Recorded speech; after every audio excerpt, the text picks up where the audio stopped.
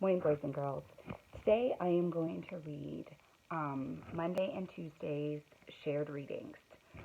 The outline that the district gave you, it says Monday and Tuesday are both Apple the Cat calls a meeting to order and Trouble at Reading Railroad. Okay, so then you're going to answer questions 1, 2, and 3 on Monday, and then 4, 5, and 6 on Tuesday. And you're going to use both of these passages for all 6 questions.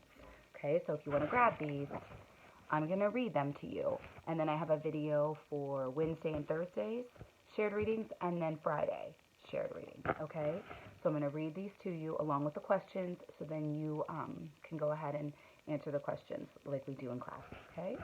So if you want to grab it, I'm going to read, and you can follow along with me. The first one is Apple the Cat calls a meeting to order, okay? It's a sunny morning in the one-room apartment, and the girl is sleeping peacefully in her bed. Under the table across the room, someone is not asleep, but awake and alert. Apple the cat has an important mission, but she's going to need some help. She has already tried everything she could do on her own, but she's beginning to realize that the mission is not so simple. She will have to call reinforcements. She tried meows and playful taps of the paw, but nothing could wake the sleeping girl. Apple calls a meeting to order. A few of her trusty friends are in attendance. She has summoned Furtoy, Featherstick, Bear, and Shoe. We have an important subject to debate, says Apple. Bear is grumpy because he doesn't know what could possibly be important enough to call a meeting to order so early in the morning. This couldn't wait until later, he grunts. Apple ignores the cranky bear and continues addressing the crowd. I need to wake the human, Apple declares. Have you tried meowing? Asks Featherstick. I already tried that, says Apple impatiently. Well, what about playful taps? Featherstick persists. No, says Apple. Today we need a new plan. Nothing seems to wake her. I have an idea, shouts Furtoy. He's new in the room and always trying to prove himself with others. What about walking by her and gently rubbing her with your whiskers? He proposes. Shoe rolls her eyes. Something new, Furtoy, she says. We all know that's the oldest trick in the book.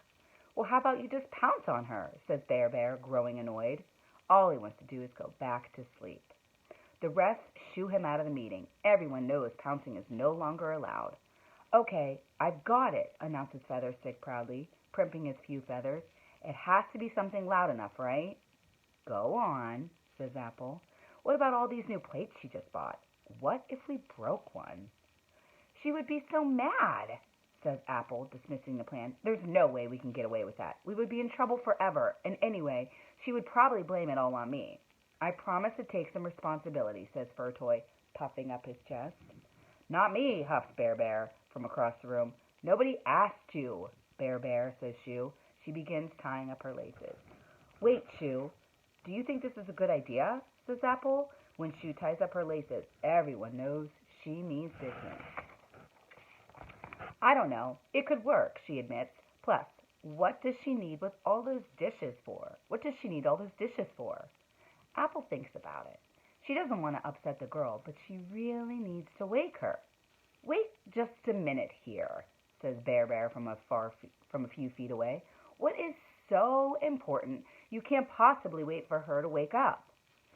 Apple pretends not to hear him, but the others begin to nod in agreement. Only Featherstick seems unconcerned as he continues to preen his feathers and play in the patches of streaming sunlight from the window. Yeah, what is so important? Demands Shoe. Fine, says Apple. I'll admit it. It's about time I got a treat. The girl has been so busy lately. It's been days since my last treat. I'm going crazy here. I love those things. So what do we get out of this? Asks Furtoy. How does my undying appreciation sound? Replies Apple. There is some hesitation among the others, but everyone knows Apple is most loved by the human, so it doesn't take much convincing. Now we just need a plan, she says. Well, I've got one, interjects Furtoy. If we all climb to the top of the counter and jump at the same time, surely that will be enough force to break the top plate. Apple is hesitant. She really does not want to upset the girl, but she couldn't be more desperate for a treat. She finally agrees to the plan. What could go wrong? Plates are replaceable, and surely the girl won't mind. On the other hand, despite being the most loved, she is also likely to be the first blamed for the mishap. Apple, Shoe, and the toys, with the exclusion of Bear, who watches from afar, climb together to the top of the shelf. On my count, says Shoe, grumbling something about how she's too old to be doing this. 1, 2, 3. They all jump, but their timing isn't quite right, and Fur Toy and Featherstick miss the plate altogether. They hardly make a peep, and the plate remains unbroken. Let's try that again with more force and better timing, says Fur Toy, blushing a bit. They climb on the counter, and Apple takes charge. Okay, everyone, she says. We have to hold on to each other and jump together toward the middle of the top plate. Otherwise, we'll never make it.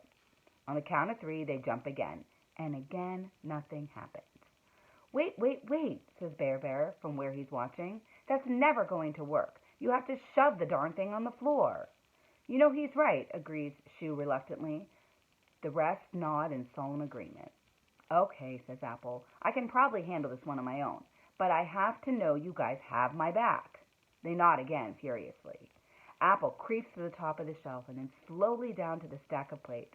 She presses her nose firmly against the stack and nudges the top plate. With a few more nudges, it begins to move. She gives it one final nudge. With a loud crash, it smashes into the floor. Featherstick and Fur Toy jump out of sight. Bear is long gone. Shoe is too shocked to move. The girl leaps out of bed and comes stomping into the kitchen. What is going on in here? She demands angrily. Apple can only think of one thing to do in this situation. She rolls on her back and offers up her soft patterned underbelly to the girl. She flicks her paws in the air and meows as gently as she can. "Aw," the girl coos. "How could I ever be mad at you?" She pulls a bag down from the cabinet and offers Apple a treat. So that is Apple the cat calls a meeting to order. Okay, so think about Apple's problem, how she solved that. Okay, we are going